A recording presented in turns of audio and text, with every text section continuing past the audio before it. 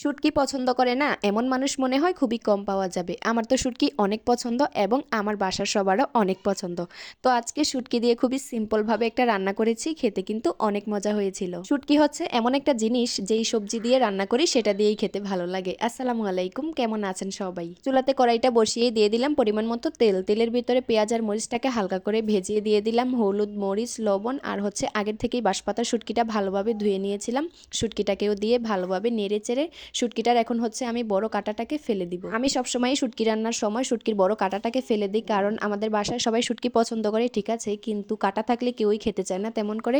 তাই আমি যেহেতু রান্নাই করব, না খেলে তো আর হবে না, তাই আমি বড় কাঁটাটাকে আগেই বেছে ফেলে দিই। শুটকিটাকে হালকা করে নেড়ে চেড়েই আমি কাঁটাটাকে ফেলে দিব। তারপরে দিয়ে দিব অল্প করে একটু পানি। পানিটা যখনই টেনে আসবে, তেলটা বের হয়ে আসবে, দিয়ে দিব আলু আর হচ্ছে বেগুন। এখানে আমি গোল বেগুন আর হচ্ছে নতুন আলু দিয়েছিলাম, তো আমি কিন্তু একটুও পানি ব্যবহার করি নাই আলু আর হচ্ছে বেগুনের সাথে। আলু বেগুনটা দিয়েই হালকা করে নেড়েচেড়ে আমি ঢাকনা দিয়ে দিয়েছিলাম আর চুলাটা একদমই কমিয়ে দিয়েছিলাম। কিছুক্ষণ রান্না করার পরেই খুব সুন্দর করে সেদ্ধ হয়ে গিয়েছে। আমি কিন্তু তারপরেই ভাত নিয়ে নিয়েছি গরম গরম গরম গরম ভাতের সাথে, কিন্তু খুবই মজা লাগছিল রান্নাটা। আপনারা ট্রাই করে দেখতে পারেন, খুবই সিম্পল ভাবে রান্না করেছি। ভিডিওটি কেমন লেগেছে অবশ্যই জানাবেন। সবাই ভালো থাকবেন, আল্লাহ হাফেজ।